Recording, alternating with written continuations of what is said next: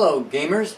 Today we're going to look at the game Terraforming Mars. This game was put out by Jacob Filius. It's published by Stronghold Games along with Fry Games. So the first thing I noticed when I got the game is the box. The box is very thin. Now I've been kind of spoiled by games like Scythe that have a box that's like a tank, but this one is pretty thin, and some of the components in here are questionable. But other than that, is it a good game? So let's take a look. So in the game Terraforming Mars, you have a really nice board here. It's got a pictorial view of Mars, and from what I hear online, it is pretty accurate. As terraformers on Mars, your goal is to do three things: raise the temperature of Mars to a suitable level, raise the oxygen of Mars to a suitable level, and get all 9 water tiles out on Mars so that there's plenty of water on Mars. All the time that you're doing this, you're gaining points, and those points are going to be your rating as a terraformer, and the person with the highest terraformer rating at the end of the game is the winner. Terraforming Mars comes with a pretty nice rule book. The rule book is kind of thin comparatively, but it has nice color rules, and the rules are pretty clear and very nice. They give you a good idea of how to play the game. I actually learned the game from reading the rule book, and it was very straightforward and did a good job of explaining everything you need to know. The game comes with a ton of cards. You have different cards here. First, you have the corporation cards. There are 2 types of corporation cards. They're the basic corporation cards. So when you first play the game, you can play with these basic corporation cards, and they don't have any special abilities. They're very simple. They just give you starting currency and starting cards, and that's it. And then after you've played it a couple times with the basic cards, then you can move on to these more advanced corporation cards, which each corporation will then have their starting currency, but they also have a special ability that they can use throughout the game. So there's 2 types of those. There's also 2 types of standard cards in the game, and these cards do everything under the sun within the game. This is the standard deck. It's a pretty large deck of cards, and this is sort of an expansion deck that comes with it that has more advanced type cards that you'll put in after you've played the game a few times. Some reviewers have just said put these in at the start, but I think it's good to kind of start out with these. When you get kind of tired of the basic ones, then go to these more advanced ones. It does also come with some information cards, but only 2 sets. So it's a 5-player game, but only has 2 sets of information cards, so you'll have to share those around. It has some scoring cubes here that keep track of your temperature, your oxygen, and your actual score.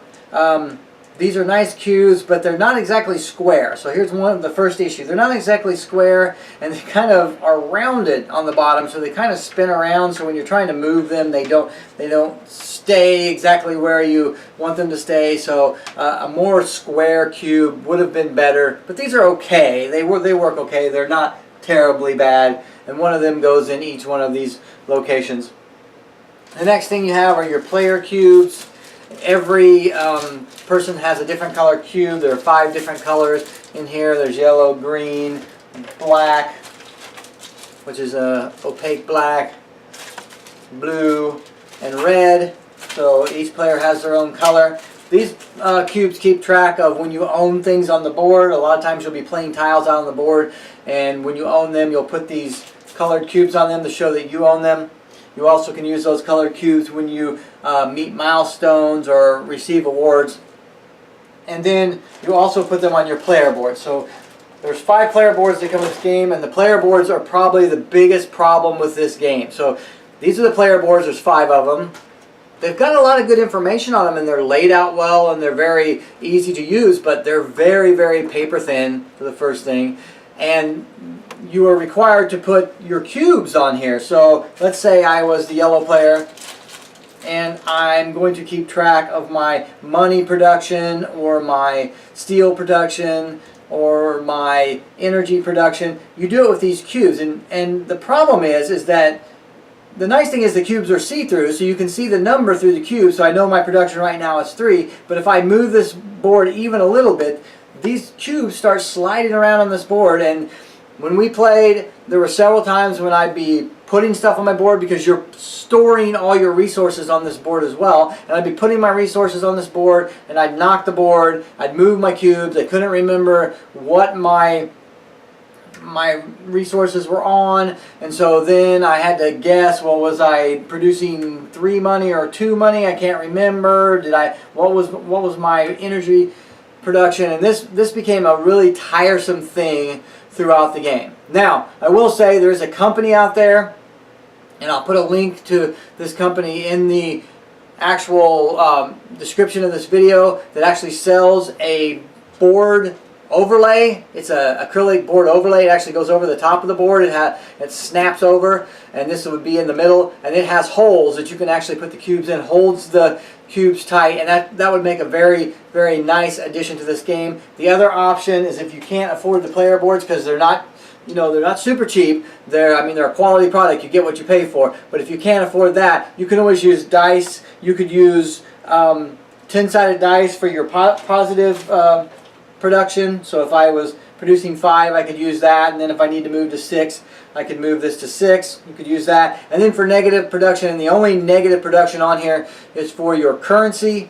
but for negative production, it only goes down. 5 is the max you can have in negative. So you could use a red 6-sided dice to show negative production. So this is an alternative to what comes in the box, and it's also an alternative to the really nice upgraded player board overlays. But if you can afford the upgraded player board overlays, if you're going to play this a lot, that might be the route to go to keep things kind of settled, because it is nice to be able to move the cubes, just for your production. But either one would fix this problem, and this is probably one of the major complaints about this game, is this player board. I wish they had gone the Scythe route and had a thick player board that was kind of 2 cardboard things together with holes in the top one. It would have made this game much easier to play. But other than that, these player boards are nice. You keep all of your resources in these little sections here, and then your production of these resources is notated here. So every round you actually produce resources, and then you can spend them throughout the round. Your resources are denoted by these cubes. When I first opened this game, I was a little like, I don't know how well this is going to work, but this actually worked really, really well. All resources are denoted by these 3 different cubes. You've got silver cubes, these are 5s. You've got copper cubes, these are 1s, and you've got gold cubes, these are 10s. And all you do is, if you have 5 steel, you put a silver one here. If you have 7 energy, you put a silver one and 2 copper ones here. If you have 20 money, you put 2 gold ones here.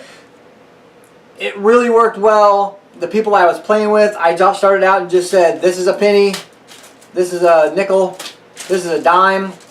That's all I had to tell them, and they were making their own change and putting their own things on throughout the game without any problem. So that worked out very well, and this worked out very well. We played a 4-player game. We had plenty of these for the game. I was a little concerned that we might run out of these, especially these ones, but we had plenty for the game. People were making their own change. People were changing these cubes when they needed to, and the amount of these cubes was not an issue. So let's talk a little bit about these cards. These cards come in 3 different types. First, you have this type, which has this arrow at the top. And this one gets discarded immediately on using. And then you have this type here, which doesn't have anything here. So it actually gets used and then has no further use, but it also has tags up here. And so these tags represent something in the game, so a lot of times you'll get points for having certain tags, or things will be cheaper for having certain tags, and so on and so forth. Also, some of these tags, like this one here, this is the steel tag. The steel on your player board is actually worth more than money. This is worth 2 money. So if you're going to buy something and if it has this tag where it's a steel item, you can actually use these to pay for it as well as your normal money. So if you had 2 cubes here, that would be worth 4 money, where 2 cubes here in the money part would only be worth 2. So you can actually, if it has the symbol on it, you can pay for it with that type of cube. So you have these type of cards, and then you have cards that have lasting effects. You have 2 different kinds. They denote that they have lasting effects by this little silver area here. And you have 2 different kinds. You have effects and actions. Actions have to be taken. So on your turn you would say, I'm going to do this. You would put one of your cubes on here, and then you would take that action. You can only do those actions once per round. Once you've done it for the round, you can't do it again until everything resets. Or effects, and if it's an effect, then it's in effect for the rest of the game, and anytime a certain thing happens, triggers that effect goes off. You do have to keep track of your effects. That's one thing in these games, is that you have to keep track of your effects, and if somebody does something like build a city, and you have an effect that happens when somebody builds a city, you have to remember to do that. That is one thing that's easy to forget, and make sure you get your bonus for that effect. So in essence, in this game, you are terraformers. You're going to be terraforming Mars. You're going to be doing things that raise the temperature, raise the oxygen. One of the things that you're going to be doing that raises the oxygen is you're going to be creating forests. Forests are represented by these forest tiles. You're going to be putting these out on the board. The board has items on the board, so when you cover those up, you get those. So if I play a forest in this area, I would get a plant. And that plant would go on my player board under plants. 8 plants equals a forest. So anytime you have 8 plants, as an action, you can sell those 8 plants to make a forest. I could put it here, and I actually get to get a free card. Cards usually cost you 3 money to keep.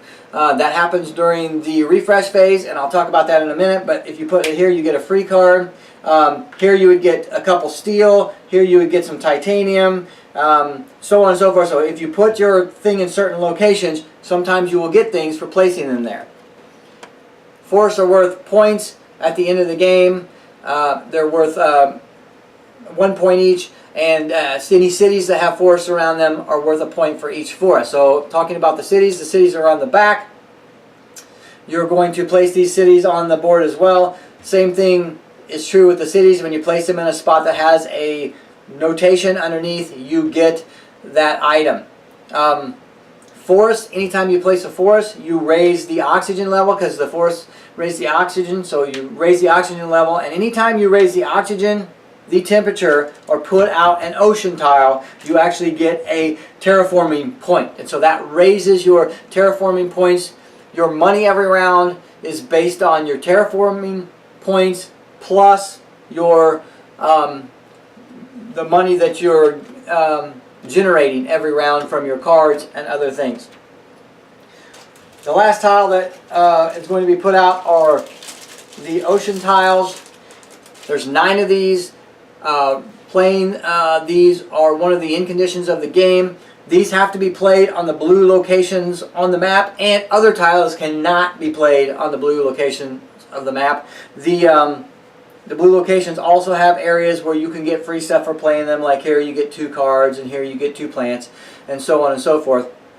Anytime you play an ocean tile, you get 1 money for every tile that it touches, even other ocean tiles. So that's one thing you have to remember. That is one thing that is not notated anywhere on the game components. That is in the manual, and that's one thing that's really easy to forget. It would have been nice if they would have put like a plus money symbol on the ocean tiles, so that you would remember to get your money when you place the ocean tiles. The ocean tiles do not have a location on them for you to put a personal cube, because ocean tiles are not owned by anybody. The forests and the cities all do have a location, a little square on there where you put your cube, so that at the end of the game you know who owns that forest or city. There are some special tiles that can go out. These special tiles are all based on cards, and the cards will give you special things for putting these out. These also have a location on there to put your cube, so you know who owns that as well. So during the game, you're going to be placing tiles out on Mars. You're going to be raising things like the temperature and the oxygen. You're going to be building a tableau of cards out in front of you. You're also going to have a discard pile of cards that you've used. All of that stuff is going to lead towards the in-game condition of Terraforming Mars, which is raise the temperature all the way up, raise the oxygen all the way up, and put out all of the ocean tiles. Once that happens, that signifies the end of the game. You complete that round. You have one more resource phase where everybody gets new resources. People can then buy more forests to put out on the board by using the plant conversion with any plants they have left on their board, and then the game ends. And then the game scores, and there's several scoring items that you get. First of all, you start with your terraforming rating, which you get throughout the game by scoring points by raising the temperature, raising the oxygen, or putting out a ocean tile. All three of those give you a victory point. You also have victory point conditions on your cards throughout the game that will raise your terraforming points. And then you're going to also start with that.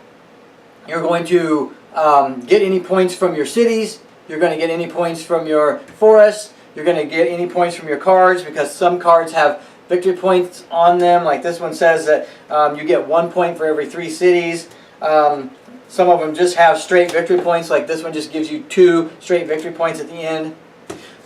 As you add up those points, you're moving your token, and the person with the most terraforming points at the end of the game wins.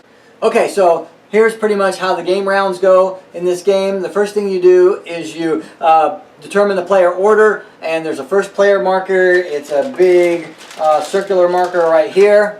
That first player marker is giving to the next player at the beginning of the round. That player is now first player. The next thing you do is the research phase, where you draw 4 cards from the stack of cards. You look at them.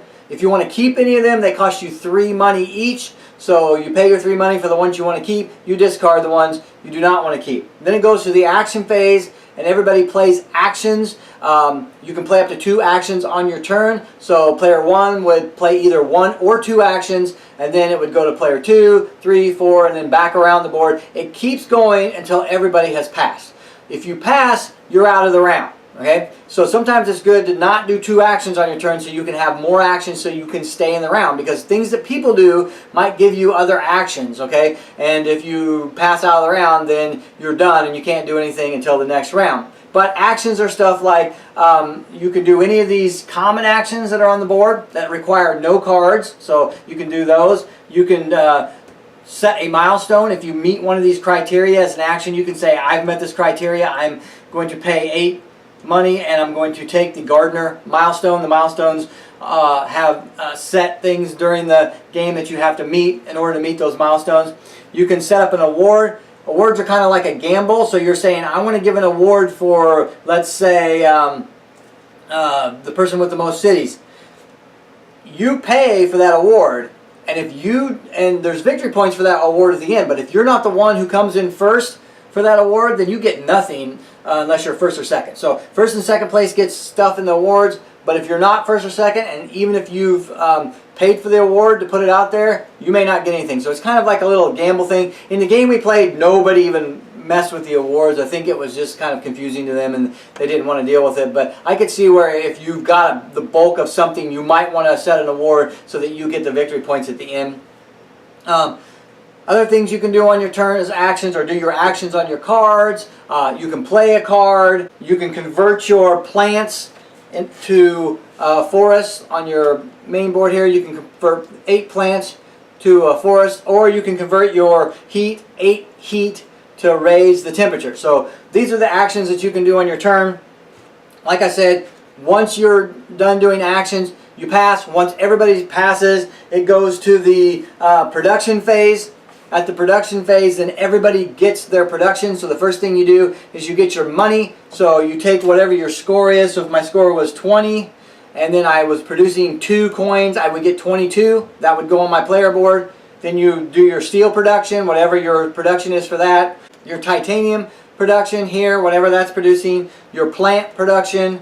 Your energy that's left over from round to round gets converted to heat. So that's what this arrow here means. So you convert that to heat, and then you get your new energy, whatever your production is.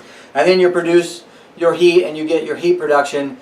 After everybody gets their board filled back up with their stuff, then a new round starts. And it starts all over. We pass the first player, and everybody goes again.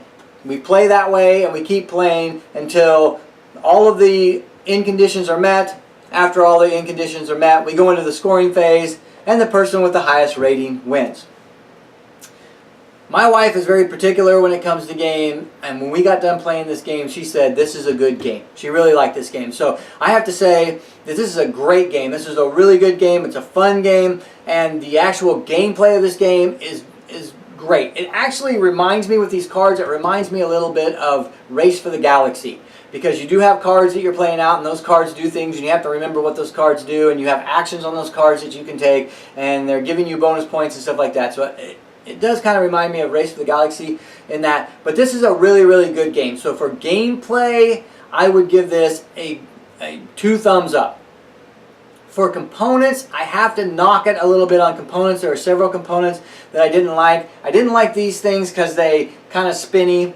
I did not like the player boards, and I'm not alone in this. A lot of people don't like the player boards, but don't like the player boards because they're too floppy and they're too slick. I do not like the way the cubes go on the player board because they move around, and that is a huge problem in the game. There were several times where I felt like I was cheating because I knocked my cubes, and I was like, well, I think I was at 5 production on this. I could have been at 3. I can't remember. There's so many things to keep track of, and then you wonder, am I cheating in this game? So that's a big issue. The box is really quite thin. Even the insert of my box is pretty beaten just from things moving around in there. So the box is kind of thin. So the components, I would give 1 thumbs up. I definitely couldn't give 2. There's a lot of improvements that could have been made to this game. But gameplay, 2 thumbs up. Great game. Really enjoyed it. All the people who I played with really enjoyed it. And I think you will enjoy it too. So that's it. That's Terraforming Mars. If you have any questions, please feel free to leave them in the comments below, and I'll also put a link in the comments to those player board upgrades that you can buy from the guy on Etsy. So for that, that's it. Until next time, happy gaming.